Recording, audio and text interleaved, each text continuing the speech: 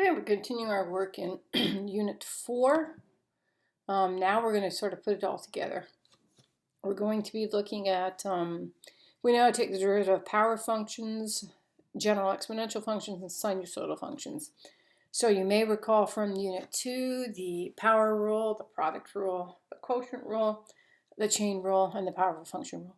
We're going to be using all of these with the derivatives of those three categories. Category 1 is going to put P for power function. Category 2, derivatives of exponential. Category 3, derivatives of sinusoidal. So, first example, take the derivative of this. And again, you're going to have to decide what rule we're using. Is this a product? Is it a quotient? Is it a sum, a difference? Or is it just a chain rule application? And in this particular case, it's a chain rule application, the outer function being e to the x and the inner function being 2 plus 3x. And again, you can be in control of the timing. I'm just going to move forward on this one. So the derivative of an exponential function is itself times its stretch or compression factor, which I didn't write. It would be ln of e in this particular case, and ln of e is 1. And then we have to multiply that by the derivative of the baby. So moving forward and showing you the derivative of the baby, we get e to the 2 plus 3x, the derivative of 2 plus 3x, the derivative of 2 is 0, and the derivative, of course, of 3x is 3. And then rewriting that with the exponent, or not the exponent, the multiplier out in front, we'll get 3 times e to the 2 plus 3x. That was example 1. Example 2 is this function here. And again, you're analyzing according to all of the rules we saw on this slide. Am I using this rule? Product, quotient, chain, power of a function, sum and difference, etc. So in this particular case, we can see it's a sum, so I'm going to need to find the derivative of this. That's a straightforward derivative because we did those in Unit 2. And then this. And of course, this one is very similar to the one we just did in here, in fact. It's the exact same thing. It is a to the gx. So moving forward onto the next slide, again, you can be in control of the timing.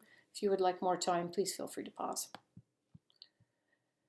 So the derivative of the first term, that is a general polynomial function or power function. Its derivative would be 2 times 4, 8. 4 minus 1 is 3. That's 8x cubed.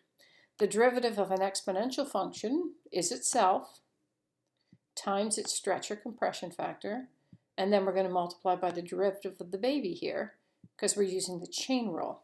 So notice, remember to leave the baby inside. Do not put the derivative of the baby here. It is the derivative of the outer function at the inner function, so leave the baby alone. Ln of 2 is required because that's a stretch or compression factor, then the derivative of that. And moving to the next slide, we can see the derivative of x squared minus 4x, the derivative of x squared is 2x, the derivative of 4x is 4.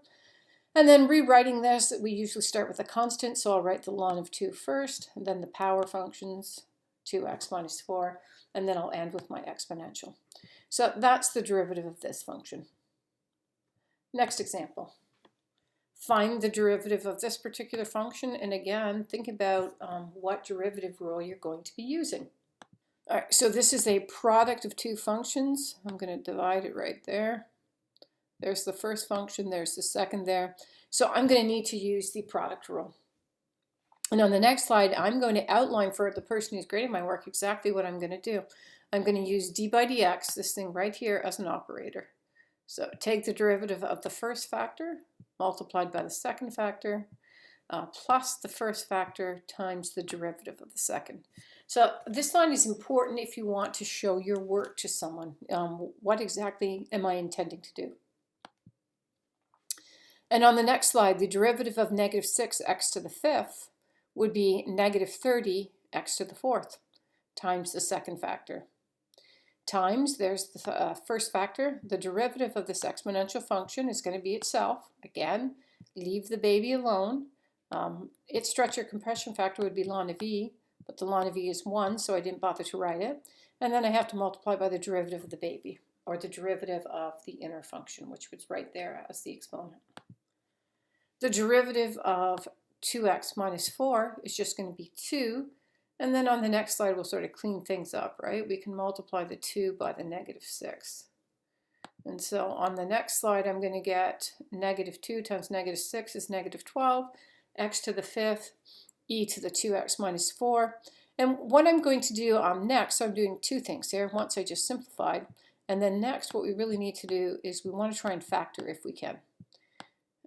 At some point in time, we might have to find horizontal tangents. And we're definitely going to be needing to do that when we do our next unit, which is all about optimization. So we're going to want to know where the tangents are horizontal. So what can I factor out? So let's start here. Common factor to negative 30 and negative 12 would be negative 6. Let me change the color to blue. Then I've got these pieces as part of the factor. So what's common to x to the 4th and x to the 5th? I can factor out x to the 4th. And then lastly, changing the color to green, we can common factor that out of each piece. So if we factor negative 6, x to the 4th, e to the 2x minus 4 out of this term here, we will be left with positive 5. And if we factor negative 6, e to the 2x minus 4 out of this, we will be left with positive 2 and then x. And just verifying, negative 6 times 5 is negative 30, x to the 4th, e to the 2x minus 4. Negative 6 times positive 2 is negative 12, x to the 4th times x is x to the 5th, and there's the e to the 2x minus 4. So now, if this were an optimization question, I recognize this isn't. It's possible for x to the 4th to be 0. It's possible for this to be 0. This piece here, of course, would be greater than 0 because it's exponential. And of course, that factor out in front is not 0. So we'll start practicing that now. After we take the derivative, similar to what we did in the second unit, if there were two terms, we tried to factor if we could. All right, next example. How are you going to take the derivative of this? Which derivative rule are you going to be using? And again, you can be in control of the timing. So I know it's possible to bring this up here. And if I wanted to do that, I'd have to write that as 1/5 x to the negative 2. Or we could rewrite this. They're not really power functions, but then I could rewrite this as two separate quotients. If they were power functions, we could simply do, a division straight across, and we could avoid the quotient rule. So what are your options? Quotient rule, or you would have to rewrite this as 4 to the x squared minus 1 plus 2, close the brackets, and then the next piece would be 1/5 x to the negative 2, and then you can use the product rule. I'm just going to use the quotient rule. And again, you can be in control of the timing. I'm just going to move forward. I'm going to show them what I want to do. Take the derivative of, there's the numerator. That right there is the denominator. Minus, there's the numerator here. And I'm going to show someone, I'm going to take the derivative of the denominator, all divided by the denominator squared. So there's f prime times g minus f, that's g prime. So let's just note that's g prime right there. This is f prime. That's g. That's f. And of course, this is g squared. That's exactly what the product rule is. F prime g minus f g prime, all divided by g squared. And then on the next line, I'm just going to actually get to work taking those derivatives. So let's try and take the derivative of this. Let's just try this piece right here. So the derivative of an exponential is itself times its stretch or compression factor.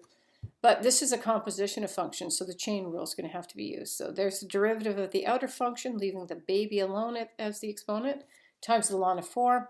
And now I'm going to note to someone I now need to multiply by the derivative of the exponent, which is x squared minus 1. There's times g minus f.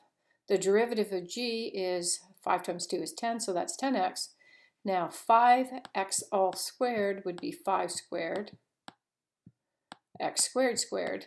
And of course 5 squared is 25 and x squared is 4. So that's where that's come from. And now on the next line, I'm going to have to take the derivative of x squared minus 1. Of course, I forgot to mention the derivative of the 2 is 0, so I didn't bother to squeeze it in here. I mean, I could have written plus 0 there, but it wasn't going to change it, so I didn't bother to write it. On the next line, I'm now going to need to take the derivative of that piece. So taking a look at this, we have 4 to the x squared minus 2 times the ln of 4 times the derivative of x squared minus 1 is 2x. That's sitting right there. 20 times 5x squared times 5x squared. No change here. F is still there, and g prime is still there. Then on the next line, I'm probably going to look at factoring. What can we factor? Now note, we cannot factor this out because it is attached to this piece not as a factor but as an addend. So this is not common to both terms. Let me change the pen color. So in my discussion here, what are we looking at? We're looking at this, and we're looking at this. What's common here? So there are 3 factors here. Actually, there's 4. 1, 2, viewing that as a factor, and that as a factor, and then that. I suppose maybe before I even try and factor out, I'm not sure what I did on the next slide, but I could probably multiply these 2 together and get 10x cubed. So what I can factor out of these 2 terms would be just the 10x from here. So let's move to that next slide and see what's happened next. So noting as I did, I can factor out 10x from each of these. So when I take 10x from here, I'm going to be left with, there's the ln of 4. Now I would be left with that x squared right there, and I'd be left with 4 to the x squared minus 1. Minus, if we factor out the 10x, we're just going to be left with 4 to the x squared minus 1 plus 2. And now this x can reduce that to a 3. We could divide a 5 into here to get 2, and we could divide 5 in there to get 5. So now we're going to be left with 2 ln of 4 x squared times 4 to the x squared minus 1, distributing minus 4 x squared minus 1 minus 2, all divided by 5x cubed. There's my simplified derivative. And then sort of just showing you other possibilities if we wanted to, because sometimes students will say the answer I got in the back of the book is different from my answer. So the answer I have in the back of the book are different. So 4 to the x squared minus 1, write it that way, could be written as 4 to the x squared times 4 to the negative 1, right? So that means I can factor a 4 to the negative 1 out of here and a 4 to the negative 1 out of here. And then, of course, I could factor that out of the 2, right? That's like, this is really a quarter, so I could divide this by a quarter. So if I factor out 4 to the negative 1, that stays put, ln 4 x squared. This, I factored out that 4 to the negative 1. I'm left with just 4 to the x squared. Again, factoring out 4 to the negative 1 minus 4 to the x squared. Now 2 divided by 1/4, or 2 divided by 4 to the negative 1 is going to be 8. So there's an 8 there. And just verifying 4 to the negative 1 gets passed back through there. 4 to the negative 1 passed back through there. And 8 divided by 4 is 2. So we can see that it's worked correctly. And then what can happen? The 4 to the negative 1, let me just show you this. 2 times 4 to the negative 1 all over 5. I'm looking at just the numeric coefficients. That's 2 over 5 times 4, which is 2 over 20. Of course, that's going to reduce to 1 over 10. So that's how I got to here. So this is an alternate way to write it, and arguably that looks a little bit simpler than that one. So this was just showing you taking a bit further in terms of simplification. All right, our next example. Let's take the derivative of this. So we did a bunch of exponentials. Now we're going to do some sinusoidal. So what do we have here? This is a composition of functions. The outer function is the sine function, and the inner function is a sum of a power function and a constant. So remember, the chain rule says take the derivative of that outer function at the inner function, then multiply by the derivative of the inner function. And let's see what that looks like. So the derivative of sine is cos. So it would be cos at x squared plus 3 pi. Leave the baby inside. And then I need to multiply by the derivative of the baby. And of course, the derivative, or the baby, is x squared plus 3 pi. And then the derivative of that we'll do on the next line. So the derivative of this piece is 2x, and the derivative of this is 0. So then that takes me to this next line here, where I have cos of x squared plus 3 pi times 2x. And then we might want to try and simplify this a bit, right? Because that's plus a 3 pi, that's a constant. So what does that, that's 1.5 periods, correct? And if you shift by a full period, so cos of x is equal to cos of x plus 2 pi.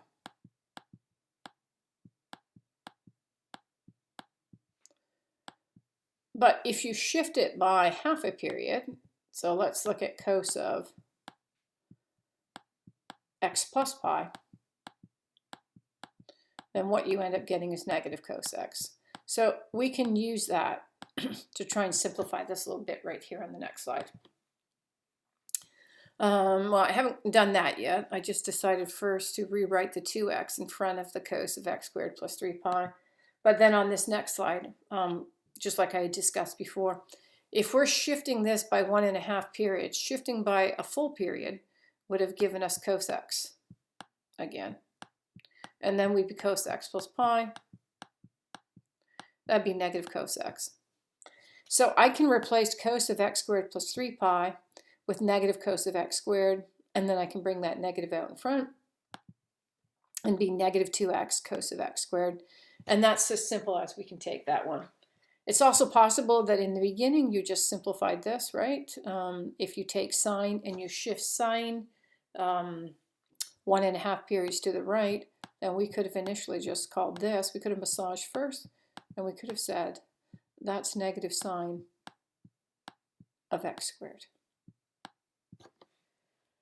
All right, our next example again is involving sine and cosines. The question is, are you going to use the chain rule, product rule, quotient rule? That's always the first decision you're going to make. If you would like more time to think, I'm just going to suggest again, you pause whenever you wish.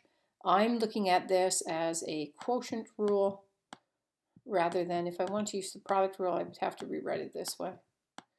1 plus cos x to the negative 1, and then I'd be using the product rule, but the chain rule on this piece. So I think it's probably simpler, just see it the way it is as a quotient and use the quotient rule. Moving forward, derivative.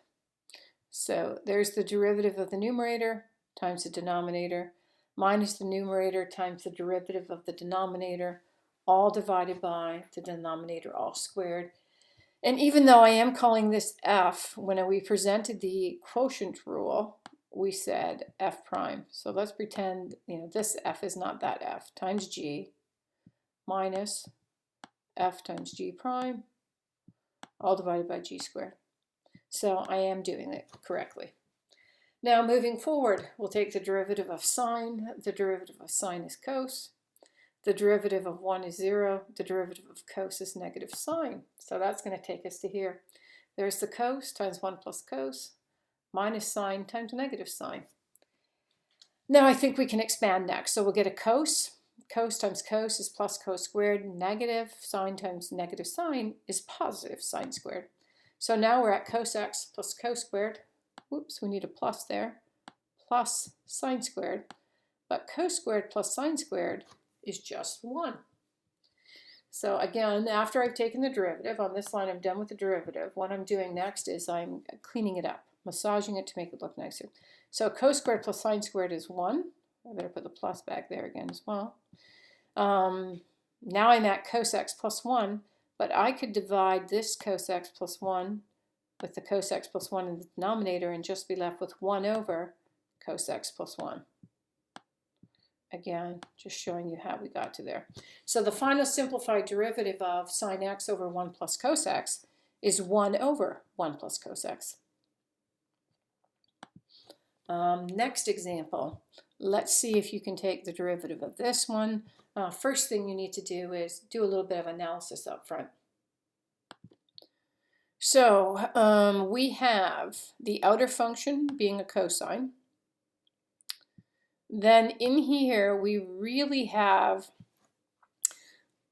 another composition of functions, right? There's the outer function. This would be the function in the middle, and this would be the innermost function. So if we like, that's the grandmother. That one we could view in the position of the mother, and that one is in the position of the grandbaby. So let's move forward and start taking the derivative. So the derivative of the outer function cos is negative sine. Put a negative there. All right, so as I was saying, the derivative of cos is a negative sine. I just had to go back and fix that because I'd forgotten the negative. And then notice how we leave the mother and baby inside, because this is really the grandmother function, times the derivative of the combination or the composition of the mother and the baby right here. So negative sine of x squared minus 2 all squared times the derivative of x squared minus 2 all squared. And now the derivative of this, well, the outer function is that 2, so it's a power of a function, so the 2 is going to come out in front. That exponent becomes 1, and then I need to multiply by the derivative of the innermost function. So as I was saying, the 2 comes out in front, that comes the exponent 1, and now we have to multiply by the derivative of the innermost function. And the derivative of x squared minus 2 will be 2x minus 0, or just 2x. So there's the 2x. And then if we want to clean this up, a negative times 2x times 2 is negative 4x. We could put that piece before the sine function, and we'll get negative 4x times x squared minus 2 times the sine of x squared minus 2 all squared. And that's the simplified derivative of that particular function. Next function for you to look at. The first thing I want you to think about is rewriting this. How many different compositions of functions do we have happening here? So if we write it this way, it might make it more obvious. There's a constant out in front. The outermost function here is squaring. We're supposed to take the sine of x plus pi over 2, that whole thing, and square it. So the outermost function is squaring. The function in the middle is sine, and then the innermost is this x plus pi over 2. Over here, again, the outermost function is not cosine. It looks like it is, but it's not. It's this power 4 there. So it's cos of x cubed all to the power 4. Outermost function 4. The function in the middle is cos x, and the innermost function is x cubed. So when we take the derivative, we're going to be starting with these outermost functions to the power 2 and to the power 4. So we have negative 3 times 2 times the sine of x plus pi over 2, and I guess I could put all to the power 1. I don't normally write that, but that's exactly what happened there, times the derivative of that inner combination. So there's the inner combination. Minus 4 times x cubed all to the power 4 minus 1, which is 3. And then we have to multiply that by the derivative of that inner combination. That's an inner composition of functions. Now when we take the derivative of this, we'll start with the derivative of sine. The derivative of sine is cosine, and we leave the baby, x plus pi over 2, inside. And then over here, the derivative of cosine is going to be negative sine, but we leave the baby inside and then multiply by the derivative of the baby in both those cases. So that's going to look like this. The derivative of sine of this is cos of x plus pi over 2. Now I have to times by the derivative of x plus pi over 2. The derivative of cos of x cubed is negative sine of x cubed, and then I have to multiply that by the derivative of the baby, or the innermost function, which is x cubed, and I'm short a bracket there, so I need a bracket there. And now the derivative of x plus pi over 2 is just going to be 1. We'll show that on the next slide. And the derivative of x cubed is going to be 3x squared. Show that on the next slide. So the derivative of this is just 1. The derivative of this is 3x squared. And let's see what we can clean up. So we can write that as negative 6, and we can write that as negative 12x squared. So moving forward, well, actually I did some other simplifying first. I simplified this piece, and I simplified this piece. And I suppose if I wanted to make life easier for myself, I could have initially just simplified this up here, right? So instead of working with sine squared of x plus pi over 2, erase that, sine of x plus pi over 2 is just cos x. So we could have rewritten this as -3 cos squared x. So I could have massaged this first instead of having to perform sort of massaging at the end, right? So I do have the -6 that I mentioned. Now, sine of x plus pi over 2, I am showing you one option. One option for figuring this out is to use compound angle formula. So we have sine x cos of pi over 2, cos x sine of pi over 2. Cos of pi over 2 is 0, sine of pi over 2 is 1, so this is just cos of pi over 2. The other way to think about this is here is the graph of sine. Minus pi over 2 is a shift to the left. If we shift this to the left by pi over 2, that will line up there, and that will make it the graph of cosine. Now over here I said I have to also simplify cos of x plus pi over 2, so I'm also going to use a compound angle formula. So cos of x times cos of pi over 2 minus sine of x sine of pi over 2. Again, these compound angle formulas were presented in advanced functions. Sine always goes sine cos cos sine, and sine same sign sign. If this is plus, this is plus. Cosine goes cos cos sine sine, and it's the opposite sign of what you see here. This was plus, so this is minus. Again, cos of pi over 2 being 0, sine of pi over 2 being 1. So cos of x plus pi over 2 is negative sine x. And now let's take a look. So cosine is looking like this. If we shift pi over 2 to the left, this will line up here, and that will line up there. And so we're coming down like this, and that's what negative sine looks like. So two ways to analyze that. One is through transformations, and the other is compound angle formulas. So we will replace sine of x plus pi over 2 with cosine of x. We will replace cos of x plus pi over 2 with negative sine x. Negative 6 times 1 is negative 6. We have a negative times a negative being a positive, 4 times 3 being 12. There's the x squared. So that's where plus 12x squared has come from. Then we have our sine of x cubed, and we have our cos of x cubed, all cubed. And then next line, I'm just going to multiply those two together. So on the next line, negative 6 times negative 1 is positive 6. So in the end, the final simplified derivative would be 6 cos x sine x plus 12x squared times sine of x cubed times cos cubed of x cubed. And as I mentioned earlier, it might have been better if I massaged first and just wrote this as negative 3 cos squared x initially. So that's going to be my advice to you. If we're doing phase shifts, is probably try and simplify it to remove that phase shift, all of it if you can. I mean, obviously if we're shifting by pi over 8, that's not a special angle, so I'm not going to be able to clean that up as nicely. We would end up getting down to here where we'd have a pi over 8, and pi over 8 does not have a nice special value. So I'd recommend that simplifying as long as we know we're going to get a nice value. All right, next example.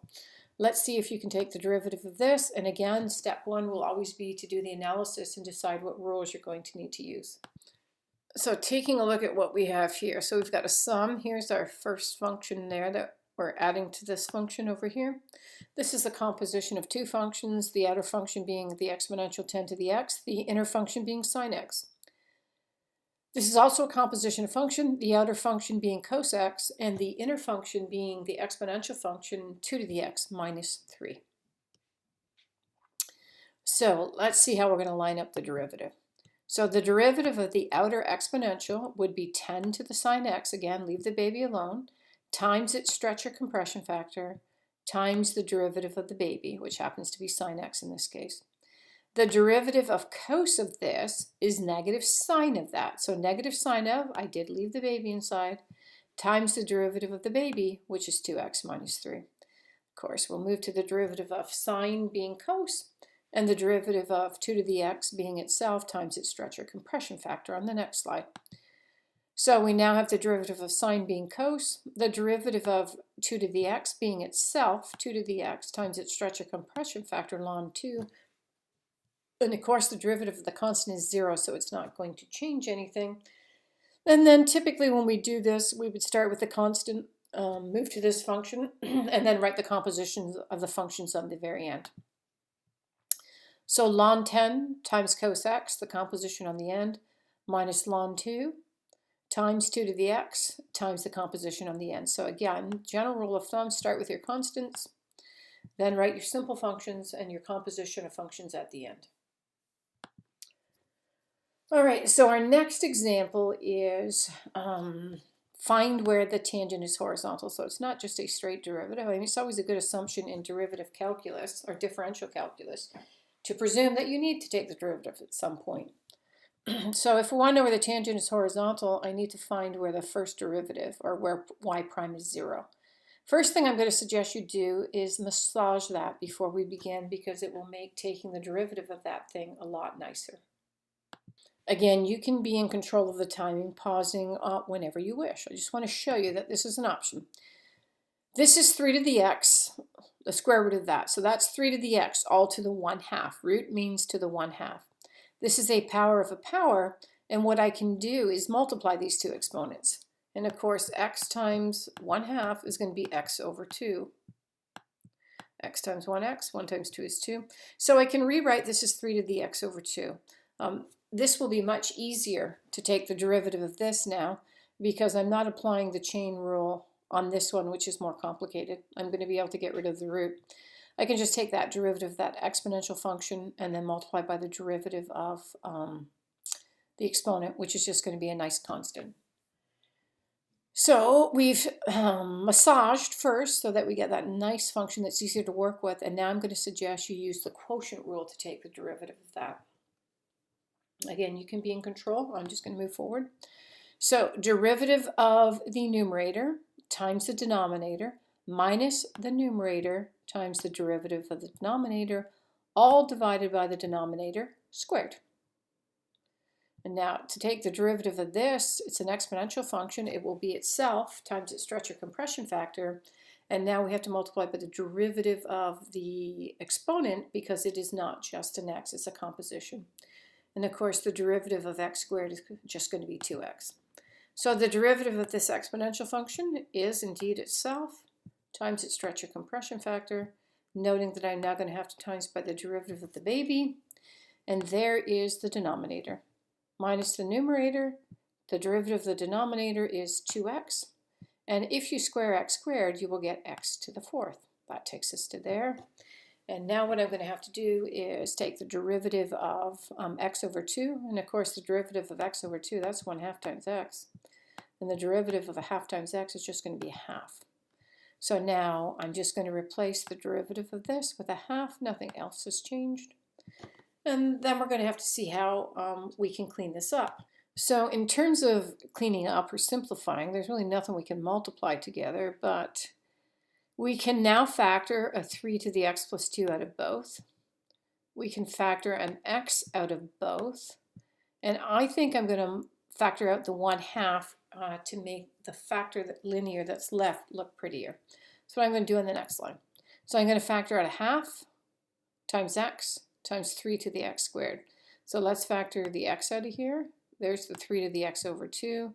And we're going to take an x out of here. So what we'll be left with is ln of 3 and an x from here. So ln of 3 times x. If we factor a 3 to the x over 2 out of there, that's gone. The x is gone.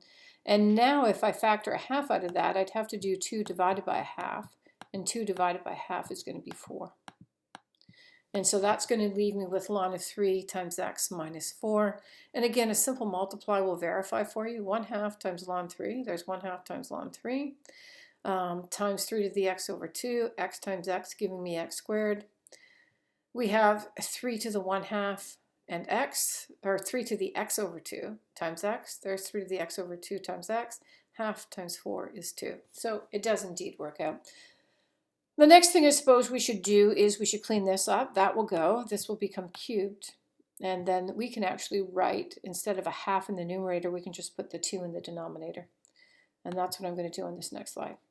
So now I've got 3 to the x over 2 times ln of 3 times x minus 4 all divided by 2x cubed. Now we've simplified it. And I did mention earlier that it's a good idea to factor because we might need to optimize. And in this particular question, I just asked exactly where's the tangent horizontal. That means I want to know where y prime is equal to 0. So I want to know where this function is equal to 0. Now we're going to look at this as sort of 3 pieces, right? So a rational value or an irrational value, let's call it a fractional value, a over b. A over b would be 0 if a is 0. So I'm going to need this numerator to be 0. So that's what we're going to focus on next. For a horizontal tangent, we need the derivative or the numerator of the derivative to be 0. So that's what I mentioned before. So I want 3 to the x over 2 times ln 3x minus 4 to be 0. This piece here, of course, is exponential. It's greater than 0. This piece here can definitely be 0.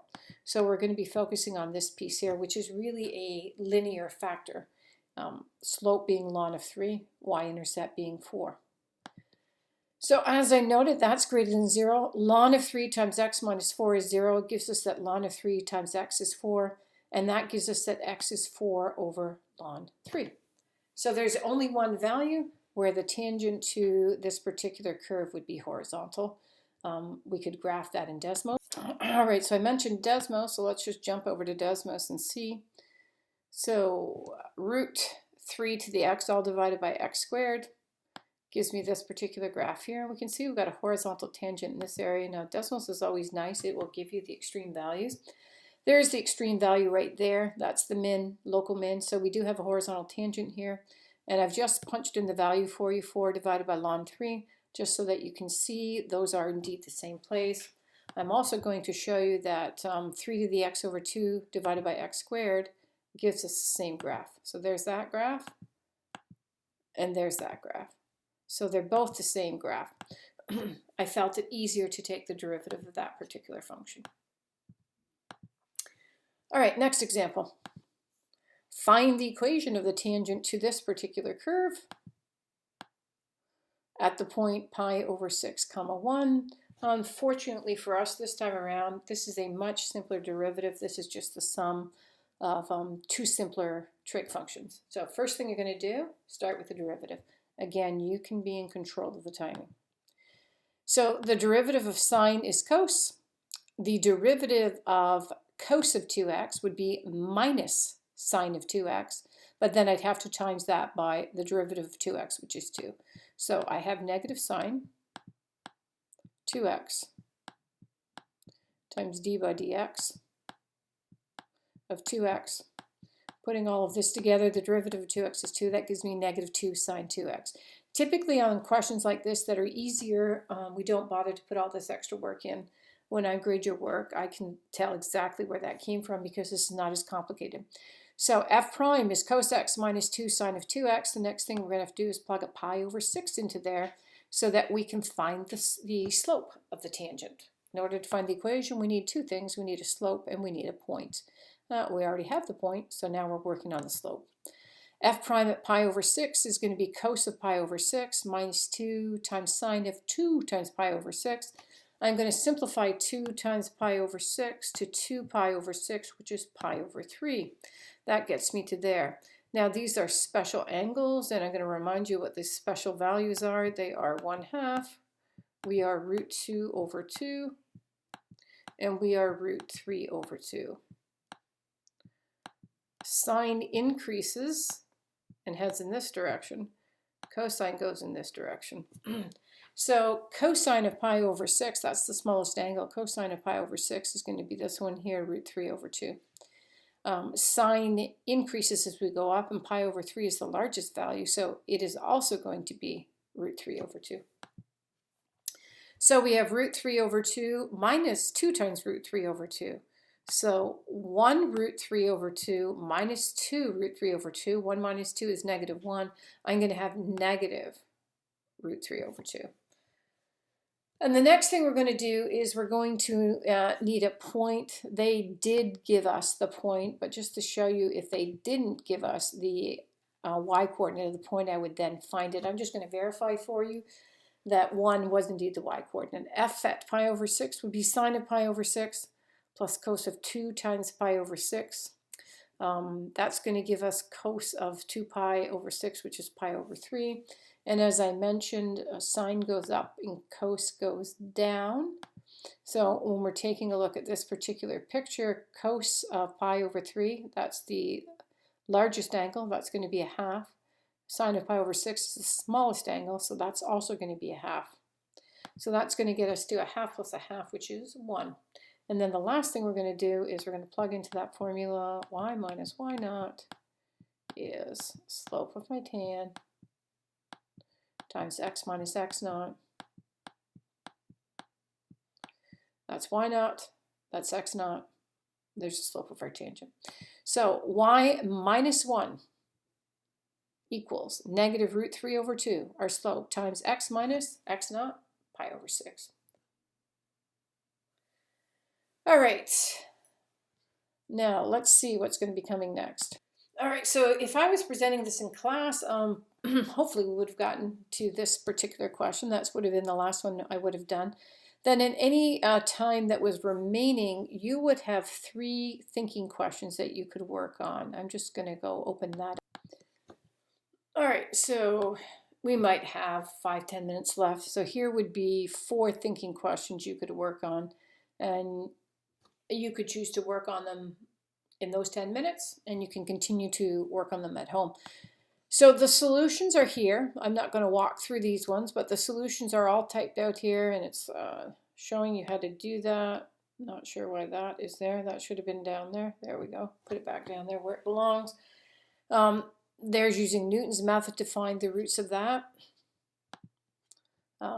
Given x times sine x, find the 100th derivative at 0. Again, that'd be looking for patterning. For what values of m does this particular function here satisfy this equation? And then the last one was giving you the definition of the hyperbolic functions. More on the hyperbolic functions in GLS 40M for those of you who are going to take it. The hyperbolic sine, the trig functions sine and cosine are circular trig functions. You go around a unit circle. It turns out for the hyperbolic trig functions, you are moving along one branch of a hyperbola. So these are the hyperbolic function definitions in terms of e to the x. You're supposed to prove the derivative of sinh, hyperbolic sine, is equal to cosh. Hyperbolic cos, or the derivative of cosh, is equal to sinh. So again, feel free to attempt those. If you need further explanations, feel free to contact me. All right, that brings us to the end of lesson 5, which was putting together probably the derivatives of all of the functions we've looked at so far in the course, using, what do we use? The product, the quotient, we use the chain rule. We looked at some really complicated derivatives, sort of putting it all together. If you made it to the end of this lesson, once again, thank you for watching. Stay tuned for lesson 6, and as always, take care.